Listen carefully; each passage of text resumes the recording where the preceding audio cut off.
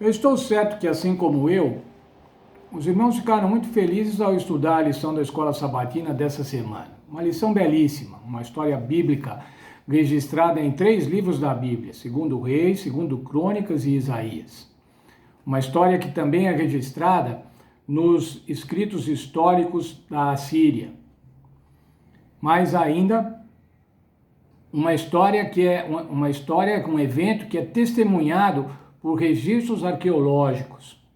O mural de Laques, que se encontra no Museu de Londres, no Museu Britânico. E a história do rei Ezequias, basicamente a história do rei Ezequias.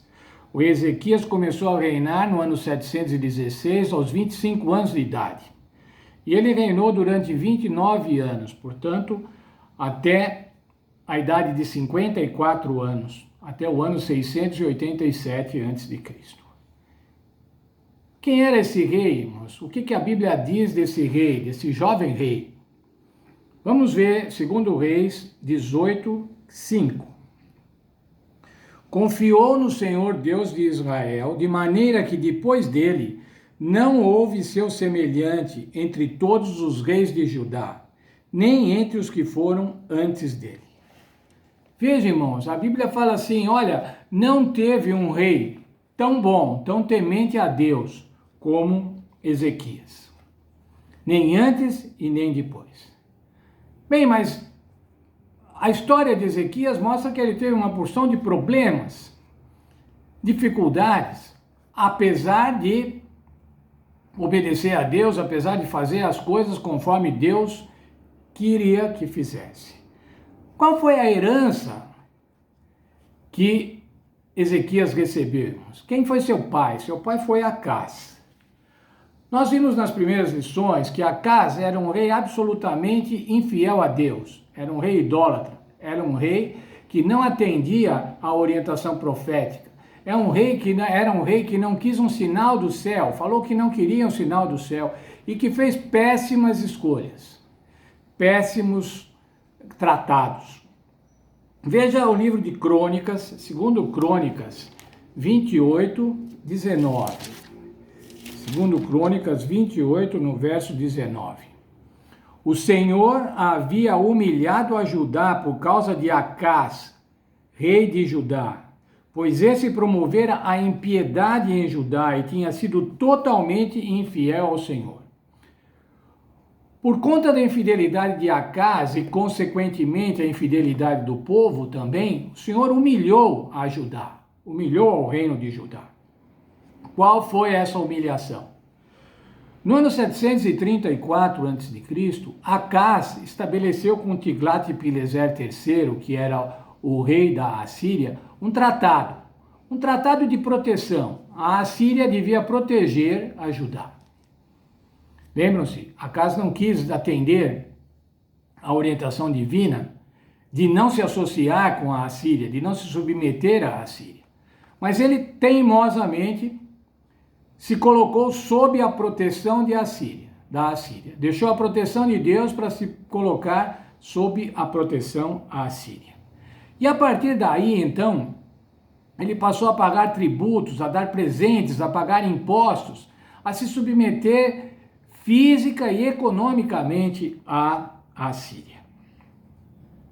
Vamos agora ver o seu sucessor. Seu sucessor recebeu essa herança, uma submissão à Assíria, pagar tributos.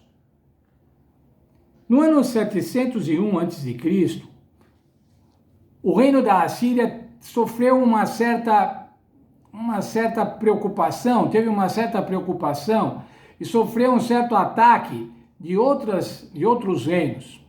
Nesse momento, Ezequias era o rei. E veja o que Ezequias fez. Segundo Reis, no capítulo 18, no verso 7. Falando de Ezequias, o Senhor era com ele, e o Senhor era com ele, onde quer que saísse, prosperava. Rebelou-se contra o rei da Assíria e não o serviu. Ezequias tomou a decisão, não vamos mais pagar tributo à Assíria. Não vamos mais nos submeter a eles.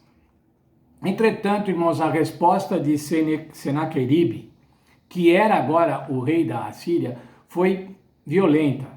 Ele reafirmou o domínio assírio na região. Lembram-se, nós falamos já, vimos isso nessa semana, o reino da Assíria vinha desde o Irã até o Egito, passava por todo o Oriente Médio, por toda a Palestina. E nesta tomada de posição firme, nessa defesa dos seus pretensos direitos, né, como império, o rei Senaqueribe tomou todas as cidades fortificadas da Palestina, todas as cidades que estavam no reino de Judá. Um testemunho disso é a cidade de Laques, que era a segunda cidade mais importante. Há um mural comemorativo entalhado na pedra, que fazia parte do palácio sem rival de Senaqueribe em Nínive. Bem, tomou todas as cidades e agora faltava tomar Jerusalém, tomar a capital, aonde ficava o rei. O rei Ezequias cuidou de preparar a cidade para isso. Nós vimos que ele preparou a cidade, ele fez muros, ele consertou os muros existentes, fez um outro muro externo, cuidou do abastecimento da água, mas ainda cuidou de armamentos, tropas, cuidou da parte material necessária para um combate, necessária para uma batalha. Mas ainda mais, irmãos, o que ele fez? Como é que ele preparou o povo espiritualmente para essa batalha? Segundo o livro de Crônicas, no capítulo 32, os versos 7 e 8. Disse-lhes ao coração: esforçai-vos e tende bom ânimo. Não temais, nem vos espanteis por causa do rei da Assíria, nem por causa de toda a multidão que está com ele, pois conosco há um maior do que o que está com ele. Com ele está o braço da carne, mas conosco o Senhor nosso Deus para nos ajudar e para guerrear as nossas guerras.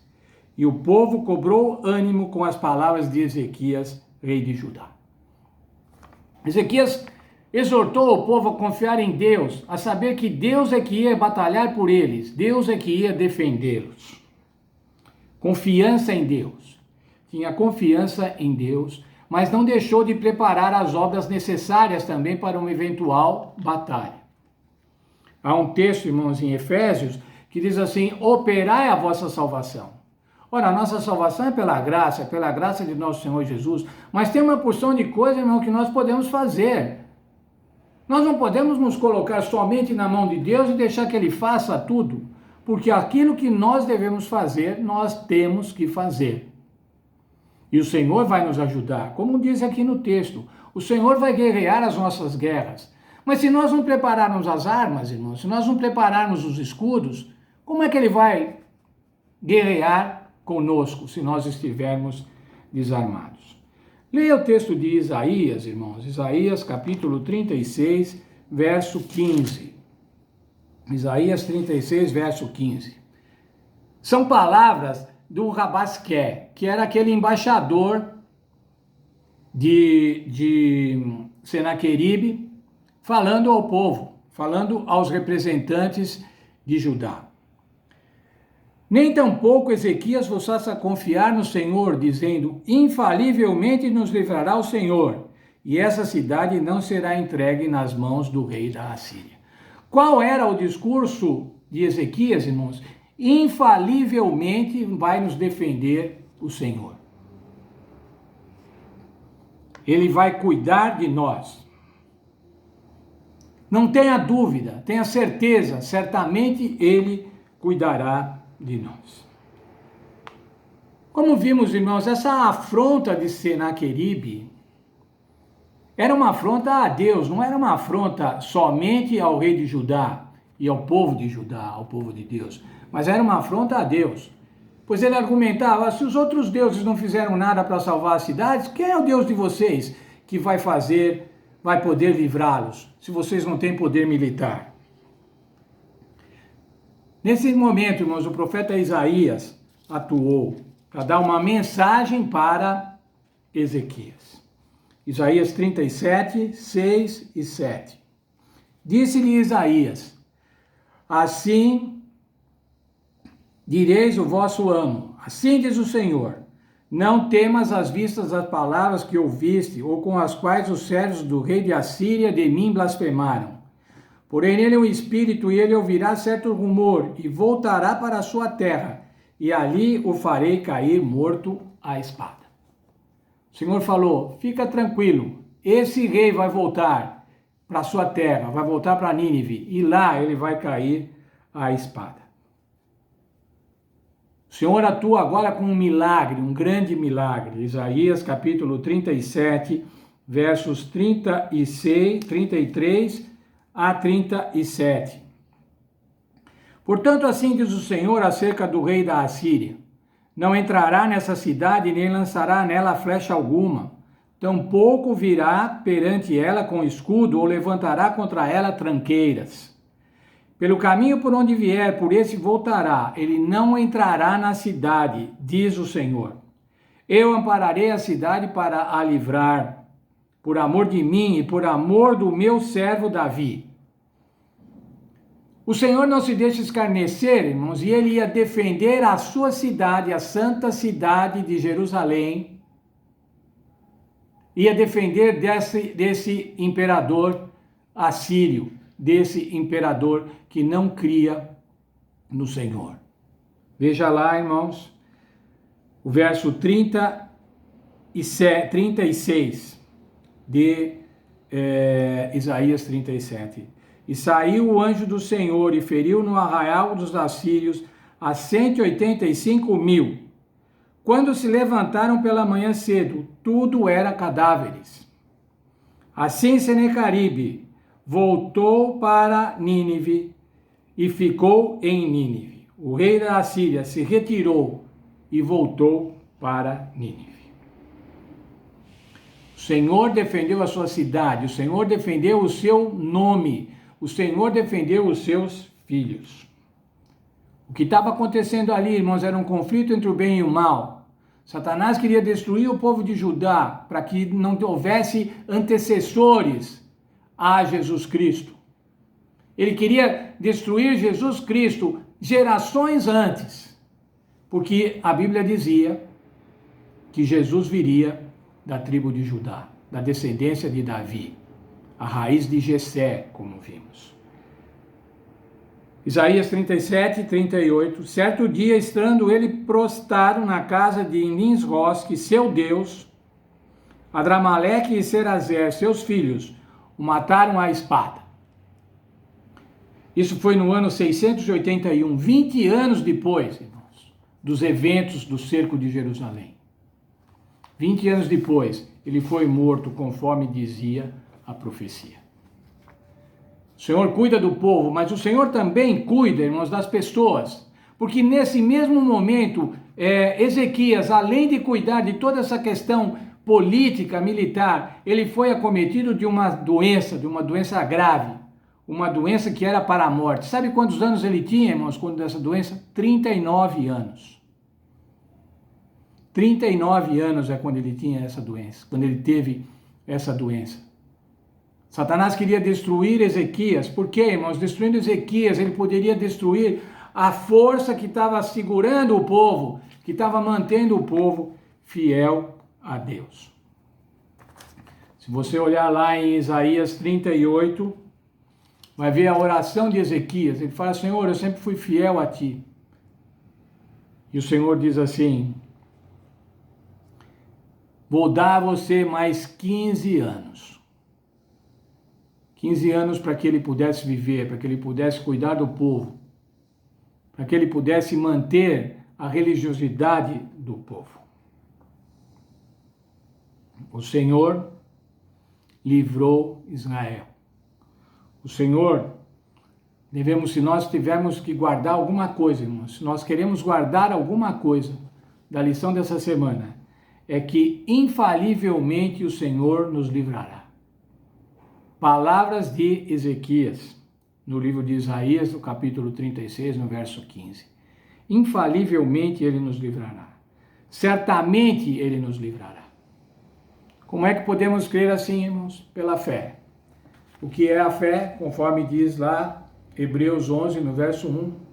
A fé é a certeza das coisas que se esperam e a convicção daquilo que não se vê. A fé, outra tradução diz assim, é a certeza da posse antecipada. E que fique para nós, irmãos, da lição dessa semana. Devemos ter fé, porque o Senhor lutará por nós. O Senhor vai lutar as nossas guerras domésticas, as nossas guerras comerciais, as nossas guerras espirituais, as nossas guerras de relacionamento. O Senhor vai lutar as nossas guerras e Ele vai fazer com que nós vençamos conforme o seu amor e conforme a sua boa vontade. Quer deixar uma frase para essa semana? A frase é a seguinte: o Senhor sempre cuida de nós. O Senhor sempre cuidará dos seus filhos. Que Deus nos abençoe. Um feliz sábado para todos.